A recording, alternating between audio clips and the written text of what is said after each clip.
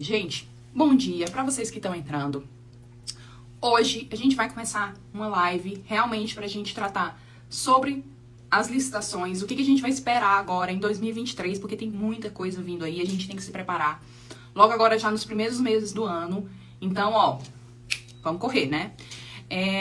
O que a gente vai começar aqui a falar? Para quem ainda não fez a contagem, ou para quem ainda não percebeu que o tempo realmente passa muito rápido, agora em 2023 passa a valer obrigatoriamente a vigência, o uso da nova lei de licitações. Ou seja, a gente vai ter que começar a usar, a partir de 1º de abril, as licitações serão todas a partir da 14.133, né?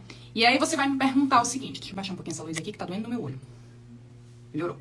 E aí você vai me perguntar o seguinte, a nova lei tá vigente agora, não posso mais usar a lei antiga, quer dizer que isso agora ela tá aposentada? Parcialmente, tá? A lei antiga ela ainda vai estar em uso. O que acontece aqui no período de transição entre as duas leis? A gente teve 2 anos, que vai terminar agora dia 1º de abril, em que o órgão poderia escolher fazer uma licitação entre uma ou outra, uma lei ou outra, certo? E aí, quando ele usasse uma, ou seja, ele usar 8666/93, que é a lei antiga, ele tinha que ir até o final com ela. Ele não poderia haver um uso combinado. Ele não poderia fazer uma licitação de forma que ele usa umas partes da lei antiga e usa umas partes da lei nova. Não, é combinado. E como vocês sabem, a lei é de licitações e contratos administrativos, ou seja, ela também vigora durante o contrato. Então, o que a gente vai ter agora a partir do dia 1º de abril? O uso obrigatório e exclusivo da nova lei de licitações, o que vocês não vão parar de ver agora licitações com a 8666/93, e os contratos que foram firmados com base na 866/93, eles vão continuar sendo vigorados com a lei 866/93, só vai extinguir, certo? Só vai acabar o uso daquela lei quando o processo ou quando o contrato se encerrar. Então, o que a gente tem aqui? A gente tem, a partir de 1º de abril, licitações apenas com a nova lei de licitações, mas isso não significa que a 86666/93 está 100% aposentada. Não, porque os contratos que foram firmados com aquela lei ainda vão vigorar. Então, a gente ainda vai ter alguns anos. Confesso para vocês que mais de 1 ano e meio, desde o começo da nova lei de licitações, e eu não peguei um caso com uma licitação com a nova lei. Se vocês aqui que estão no chat já viram, por favor, coloca aqui, porque, gente, eu vejo licitações todo dia, e eu ainda não vi uma licitação com a nova lei, tá? E eu achava que já no momento em que ela fosse vigorar, já ia começar. Eu vou ser bem sincero, eu acho que eles só vão começar a usar aquela nova lei de licitações realmente no dia 1º de abril, assim como quem diz assim, não tem mais como usar o 866/93, certo? Porque, querendo ou não, é uma legislação nova, muita coisa mudou, então as pessoas têm que se adaptar. Não só você como licitante, mas também o pessoal que trabalha nos órgãos, né? As comissões de licitações, o pregoeiro, porque muda também para eles. Então, vamos lá. Bom dia para quem entrou aí. Hoje o tema é 2023, o que a gente tem que saber, o que a gente tem que esperar, o que a gente tem que se preparar para as licitações. E 2023, agora a gente vai ter o uso obrigatório e exclusivo da nova lei de licitações a partir de 1º de abril. Então, a gente tem, 3 meses só, né, para se preparar. Então, assim, tá correndo. Então, tem muita coisa. Então, vamos lá. Nessa live aqui, eu fiz um roteiro pra gente começar a ver quais são as mudanças que eu preciso me preparar. São muitas? São. Mas eu apontei algumas aqui para vocês terem uma boa noção, para a gente começar realmente a já dar o pontapé inicial agora em 2023, porque esse ano o Café com MB vai ser muito sobre a nova lei de licitações. Então eu tô aqui para pegar na mão de vocês e ajudar aqui pra gente não se perder. A primeira coisa que eu quero dizer é o seguinte, com essas mudanças, o que vocês têm que ter em mente? Quem já começa com licitações, quem já participa de licitações, quem tem esse costume de participar de licitações através de pregão eletrônico, certo? Vai estar um pouco mais adaptado a isso. Por quê? Porque ela se assemelha um pouco ao pregão eletrônico. Eles pegaram muito das coisas do pregão eletrônico para colocar nas licitações em gerais. Então, isso já vai ser um ponto mais forte. Mas é claro que a gente não pode achar que porque eu não tenho que aprender mais nada agora, porque a gente tem que ficar atento sim. Então, vamos lá. Primeiro ponto. Pessoal, quem aqui do chat? Eu já peguei, muitas. Quem aqui do chat pega aquelas licitações, tem o costume de pegar licitações que é concorrência pública, tomada de preços, que você vai lá no órgão, leva os envelopes, né? Vai abrir os envelopes de todo mundo, vai conferir a habilitação dos seus concorrentes. E aí, depois que habilitou todo mundo, ou desabilitou, passou o prazo de recurso administrativo da habilitação, é que vai para a proposta. Quem aqui? Tem alguém aqui no chat que já viu isso? Que é acostumado a isso? Bom, com a nova lei de licitações, isso muda, tá? A partir da nova lei de licitações, primeiro é julgado as propostas. Julga as propostas, qualifica a ordem das propostas e só depois é que você vai analisar a habilitação a partir do primeiro colocado. Então, isso já vai, o quê? Deixar o processo um pouco mais rápido. Por quê? Porque em vez de você habilitar todos os concorrentes, analisar toda aquela documentação de concorrente, você vai fazer o quê? Você vai primeiro qualificar as propostas e o primeiro colocado, aí assim, tá, eu vou agora analisar a documentação de habilitação dele. Não foi habilitado? Passa para o segundo colocado. E assim vai. Percebe como se assemelha muito ao que a gente tem hoje no pregão? Certo? Mas agora vai ser assim a regra para todas as licitações, seja ela uma concorrência, a tomada de preço ela não existe mais, mas é nesse sentido. Então você que é acostumado a levar lá seu envelopezinho de habilitação, seu envelopezinho de proposta, na sessão vai conferir a habilitação de todos os seus concorrentes, porque eu já fiz isso, eu já fui para a sessão em que a gente abre todos os envelopes lá de habilitação e eu vou lá conferir a documentação e tal, vai rubricar tudo. Agora a ordem inverteu, tá bom? Pessoal que tá entrando aí no chat, Fernando. Oi, pessoal que tá entrando no chat. Hoje, primeira segunda-feira do ano e não tem tempo para perder, porque 2023 agora a gente vai ter a obrigatoriedade do uso da nova lei de licitações. A gente vai, até abril eu vou estar aqui, pegando na mão de vocês pra gente ver tudo isso. E aí vamos para mais alguns pontos, né? Que graças a Deus, se você me perguntar, foi para melhor? O que você acha dessa nova lei de licitações? Gente, eu acho que ela foi muito boa. Eu acho que ela juntou muita coisa e ela tirou muitas dúvidas, porque na lei 8666/93, muita coisa ficava em dúvida. Então a gente tinha que ir para a jurisprudência do TCU, a gente tinha que ir para os casos análogos. E a nova lei, ela pegou tudo e juntou e disse assim, vou tirar as dúvidas de vocês, tá bom? O que é mais discutível aqui, a gente vai tirar as dúvidas aqui e vai ficar agora na lei. Então ela pegou muita jurisprudência e incorporou na nova lei de licitações. Isso é muito bom, tá bom? Tanto que a lei 866/93 tem 118 artigos, a nova lei de licitações ela é praticamente o dobro disso. Então a gente tem que estar muito atento porque são muitos detalhes mesmo, tá bom? Segundo ponto agora que melhorou para você, licitante. Quem aqui do chat já participou de licitação e tem que gastar horrores autenticando o documento? Vai no cartório, autentica o documento, gasta aquele horror de dinheiro para botar ali no seu envelope de habilitação, às vezes no envelope da proposta. Pois bem, com a nova lei de licitações, a autenticação não obrigatoriamente agora precisa ser no cartório. Você pode fazer uma autenticação de documento com a apresentação do original, ou seja, você vai lá na sessão e apresenta o original para a comissão ali, e eles mesmos vão dar o cheque, ou MB aqui, com declaração de autenticidade de advogado. Eu tenho esse poder de dar uma declaração ali no documento, me identificando como advogada, e dar a declaração de autenticidade. Curiosidade aqui para o pessoal que não é muito da área do direito, mas isso vem do Código de Processo Civil, tá? No Código de Processo Civil a gente tem essa norma que o advogado ele tem como dar a autenticidade de documento, e agora está incorporada na nova lei de licitações. Ou seja, você pegar uma licitação, você vai começar uma licitação onde estão te pedindo ali vários documentos que você tem que reconhecer firma, com a nova lei de licitações já não é mais obrigatório isso. A gente tem formas mais simples.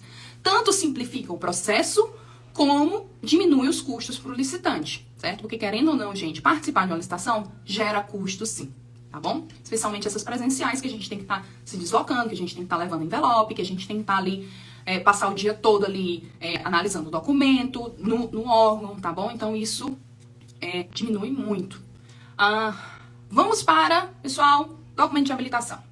Quem aqui já teve a oportunidade ou de pegar uma licitação com a nova lei de licitações, ou que já deu uma lida ali por cima, ou já estudou a nova lei de licitações? Coloca aqui no chat, tá? Por quê? Porque mudou muita coisa, inclusive na parte de habilitação.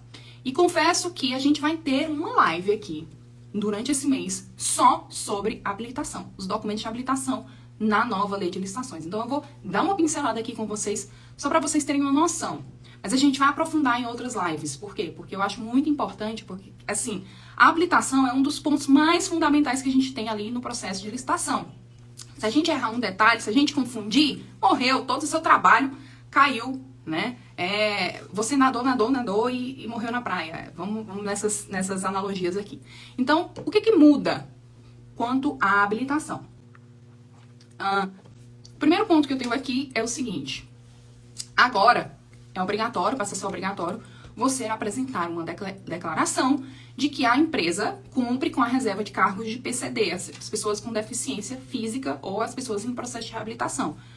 Isso está na lei trabalhista, que diz que você tem que ter, a cada 100 empregados, 3%, a cada 200 empregados, tem uma conta aí que eu não vou me lembrar completamente, mas que você tem que cumprir essa cota de PCD, ou pessoas em processo de reabilitação, certo? Então, agora você vai ter que apresentar uma declaração nesse sentido. A declaração vai ser mais ou menos, eu acredito que será aquela, né, como ele fala em declaração e não comprovação, a declaração vai ser tipo aquela que a gente já faz hoje, que não emprega menores de 18 anos, declaração de ausência de fato impeditivo, mas é interessante você já estar preparado para isso, porque mais uma declaração, mais um documento que a gente tem aí. Documentos de habilitação técnica, o atestado de capacidade técnica. Eu tô vendo aqui, que eu tô aqui com o meu roteiro, tá? Vamos lá. Além do atestado de capacidade técnica, a lei agora fala que você tem que juntar um documento de avaliação técnica feita pelo órgão anterior. Então, o que significa? Vamos lá. Você juntou um documento, um atestado de capacidade técnica de um serviço previamente feito para uma pessoa jurídica de direito público, ou seja, uma outra licitação que você participou, uma outra licitação que você ganhou o contrato, tá? E aí, o que acontece aqui? Quando você junta aquele documento, agora com a nova lei de licitações, vai passar a ser exigido também que você junte o documento não só do atestado de capacidade técnica, que você cumpriu aquilo ali, como de avaliação, ou seja, como foi que você procedeu com aquele contrato. Se foi tudo ok, se você não teve nenhuma penalidade, porque não é só você dizer que fez, mas também dizer como é que você fez. Então vai passar a ser obrigatório você juntar esse atestado também. Agora, vamos lá, dica MB aqui, só para você saber. Esse documento só passa a existir nos contratos que forem firmados pela nova lei de licitações, certo? Então, se você juntou um atestado de capacidade técnica de um contrato que você teve, que foi firmado com base na lei antiga, esse documento de avaliação, certo? Do seu desempenho, não era obrigatório. Então, você não vai ter ele. Você não vai ter como ter ele. Então, se o órgão te inabilitar porque você não apresentou esse documento, você vai dizer o seguinte, olha, na lei antiga ele não era obrigatório, o órgão não era obrigatório a fazer isso aqui. Menino, tem um cabelo aqui na minha cabeça. Não era obrigatório a me dar aquilo ali, então eu não tenho como te entregar, tá bom? Então é isso. Se algo acontecer de você for inabilitado porque não havia esse documento, o que você vai fazer? Você vai recorrer, tá? Na parte de habilitação técnica ainda, isso vem da jurisprudência do tribunal, tá certo? Que na lei antiga não tinha. Então agora acabou-se a dúvida. Os atestados de capacidade técnica são exigidos para os itens de maior relevância. E aí ficava aquela dúvida, mas o que é item de maior relevância? Certo? Eu tenho um contrato aqui de uma obra enorme e ele tá me pedindo, eu vou construir uma escola. Vamos dizer assim, vou construir uma escola totalmente do zero. Tenho um contrato aqui enorme e ele tá me pedindo um atestado de capacidade técnica, além de fundação, aquela coisa toda, para pintura de parede. Ele tem uma relevância técnica para isso? Quer dizer que se eu faço uma coisa eu não faço outra, uma pintura que já seria parte ou não? Então, o que ele fala agora na nova lei de licitações? Muito importante, até mesmo quando a gente vai se preparar para a questão de impugnar. Já impugnei muito o edital por conta disso. Por quê? Porque agora a lei, ela delimita, ela é bem clara. As parcelas de maior relevância, elas têm que ter, no mínimo, 4%, tá? 4%, olha, o meu 4%. 4% do valor total da contratação. Então, quando você vai olhar ali uma obra que fala que você tem que construir ali uma escola, tal, tem uma planilha lá, certo? Uma planilha com vários itens, com o valor de cada uma. Então, assim, ele tá te pedindo um atestado de capacidade técnica, que é um item que não tem tanta relevância, você vai impugnar o edital. E agora você já sabe como é que você consegue auferir essa relevância. A lei de licitação está dizendo que ele tem que ter no mínimo 4%, tá bom? Eu vou além. Mesmo que seja um item que tenha um pouco mais, que tenha mais de 4%, a depender da característica do serviço, tá bom? Porque eu acho que ela, assim, a lei, ela tá falando que tem que ser no mínimo 4%, mas ela não fecha o texto, ela não vai dizer o seguinte, ah, não, tem que ser aquilo ali, pronto, a partir de 4% vai pedir tudo. Não.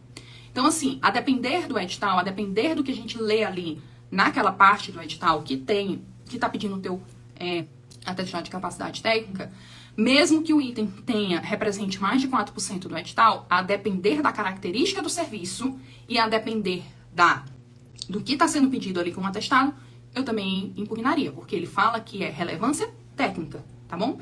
E também tem aquela coisa que eu sempre digo, quem faz um faz outro, tá bom?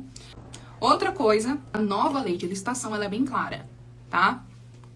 Exigência do atestado de capacidade técnica, os quantitativos, por exemplo, tô comprando mouse, tô comprando mouse aqui, e aí eu vou comprar, meu quantitativo aqui é de 100 mouses.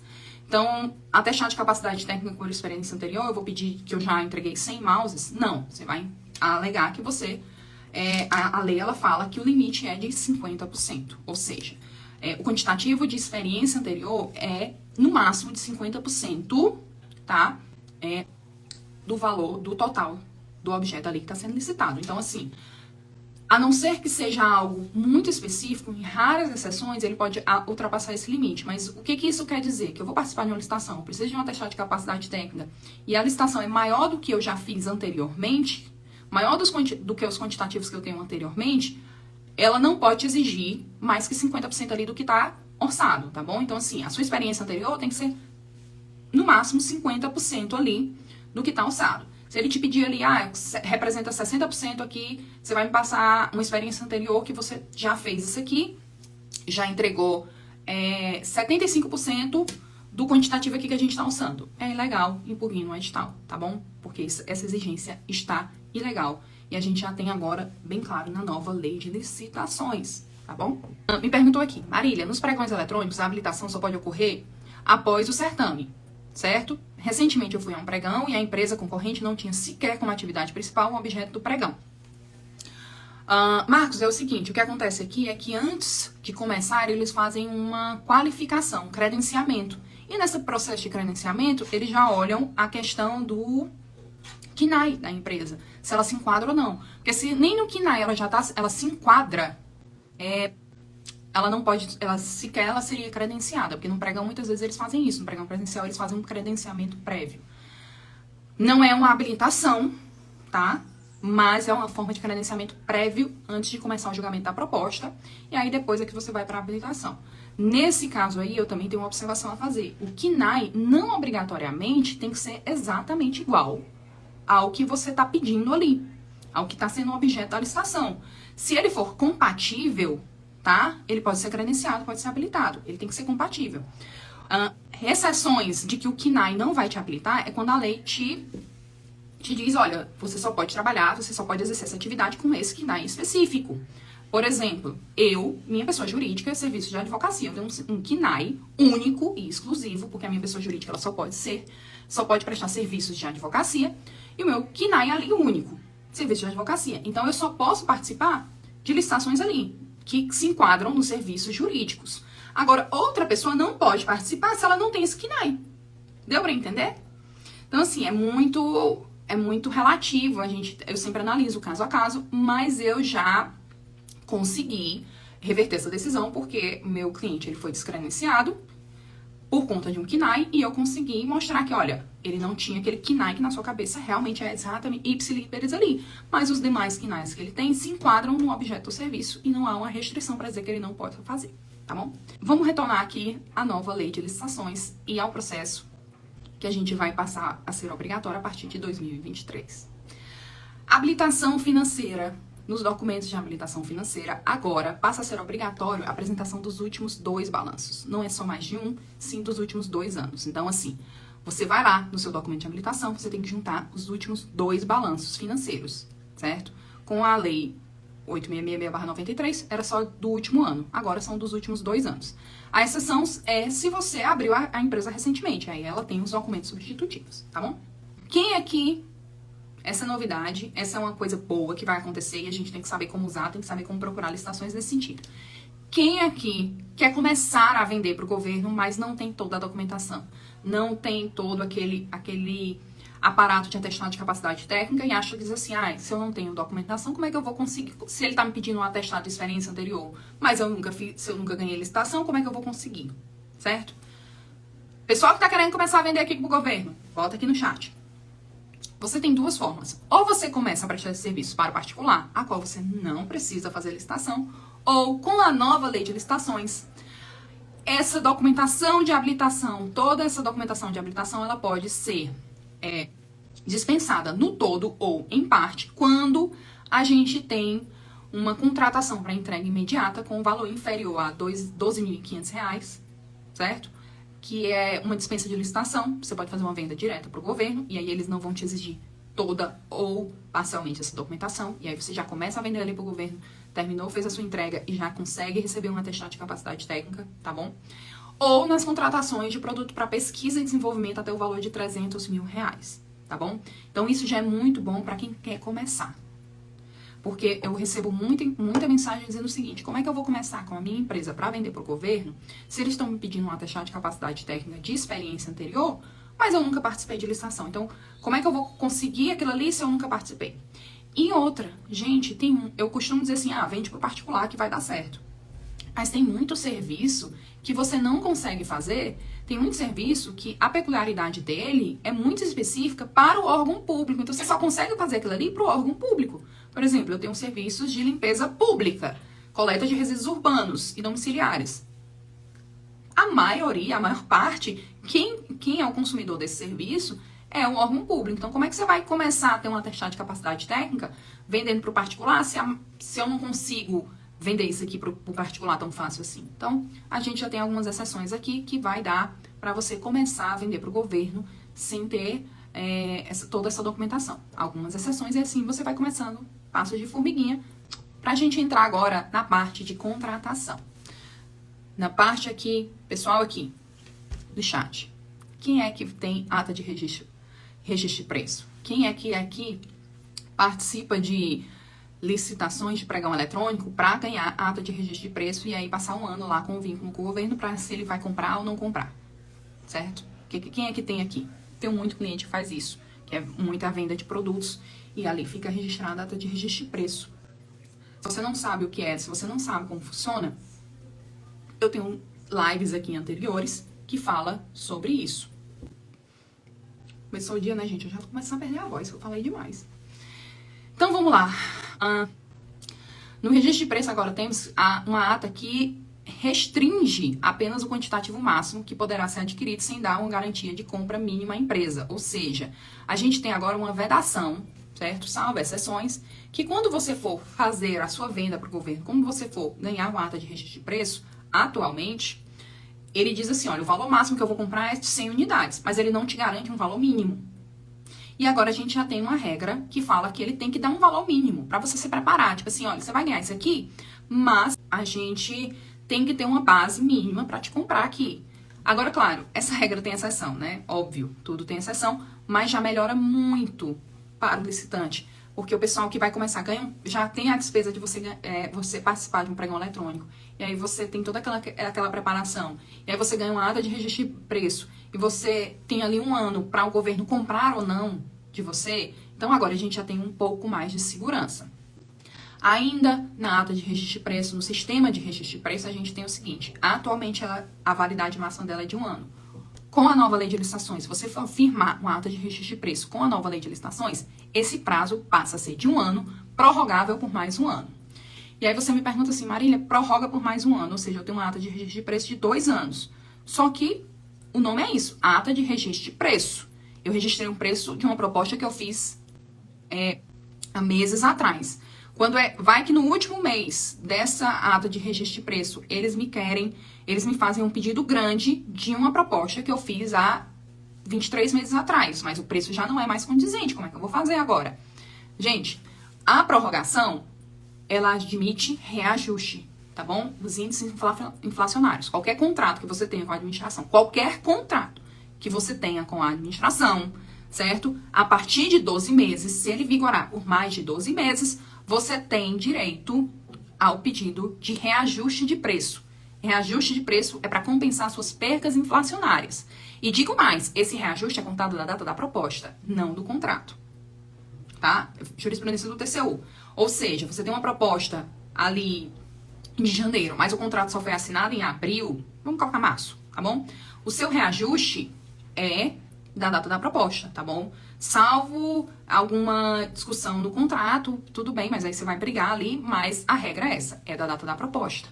Então, você tem uma ata de registro de preço agora, com a nova lei de licitações, o que é que vai acontecer? Você tem ali o sistema de registro de preço, sua ata tem validade de 1 ano, que pode ser prorrogada por mais 1 ano, e aí nessa prorrogação, você pode sim pedir reajuste de preço, as percas inflacionárias ali, a inflação ocorre, gente.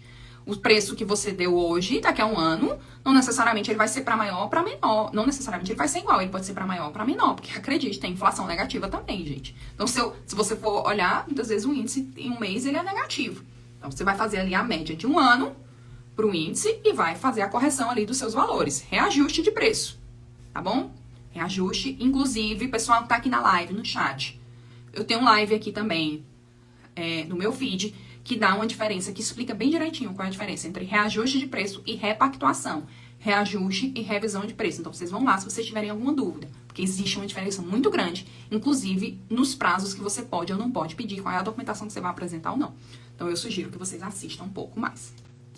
Ainda falando, né, desse assunto que eu amo, que é um problema muito grande para muitos licitantes, né, especialmente para o pessoal aí que tem contratos com mais de 1 ano, que tem contratos que, do nada, o óleo diesel aumenta aí 50% do seu valor, e aí faz transporte, por exemplo.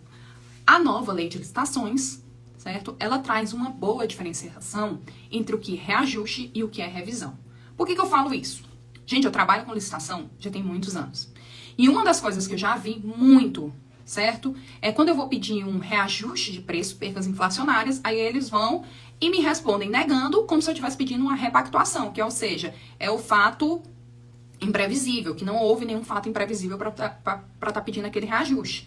E agora, por quê? Porque a Lei 866/93, ela só fala isso no artigo 65, de uma forma assim, um texto muito, que deixa muito a desejar. Ela não fala com tanta clareza. Então, ela só fala mais ou menos o seguinte, você só vai pedir uma revisão de preço quando houver um fato econômico imprevisível, quando aconteceu alguma coisa assim. Ele não fala em percas inflacionárias de 12 meses, que a gente fala aqui. Então, com a nova lei de licitações, está claro. Ele diferencia muito bem o que é reajuste e o que é revisão de preço. Ele estabelece o que a gente já tem hoje na doutrina e na jurisprudência. Então, você vai saber muito bem quando é que você tem que pedir um reajuste e quando é que você tem que pedir uma revisão de preço, tá bom? Reajuste e repactuação de preço, que ele fala lá na lei. Então, assim, isso vai melhorar muito a vida da gente que tá aqui desse lado aqui como licitante. Por quê? Porque a gente vai ter uma maior clareza na hora de pedir e também melhora muito a vida do pessoal que tá lá no órgão. Porque quando chegar lá os pedidos, eles vão saber conseguir justificar se nega ou defere. Por quê? Volto a repetir. Gente, eu já fiz pedido de reajuste de preço, ou seja, percas inflacionárias, contrato com mais de 12 meses, e aí vem uma decisão negando, como se eu estivesse pedindo uma revisão de preço porque aconteceu um fato econômico imprevisível. Mas eu não estava pedindo aquilo. Eu estava pedindo unicamente as percas inflacionárias. E aí, pra gente encerrar a nossa primeira live do ano, Segundou Café com MB, vou terminar aqui meu café com vocês, pra gente encerrar essa live, tá? A grande diferenciação que eu acho, assim, fundamental, dos pontos que eu falei, todos são fundamentais, mas esse daqui é o chave. Esse daqui é o que vai matar muita gente se você não prestar atenção. Mata muita gente, sim. Vai ter muita gente que, se não estiver muito bem preparado, que se não estiver atento, é o pessoal ali da velha guarda que tá tão acostumado com a Lei 866/93, quando vai chegar, o que vai acontecer? O prazo de recurso administrativo também mudou.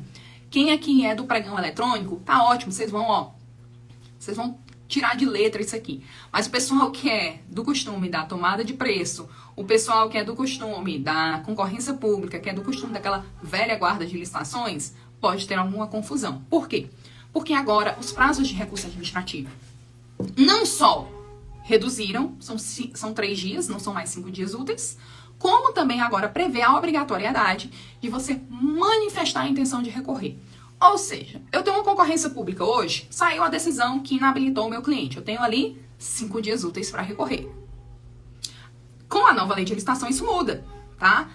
Saiu uma decisão que desclassificou a proposta do meu cliente, inabilitou o meu cliente, manifesta a intenção de recorrer e o prazo agora são 3 dias úteis, tá bom?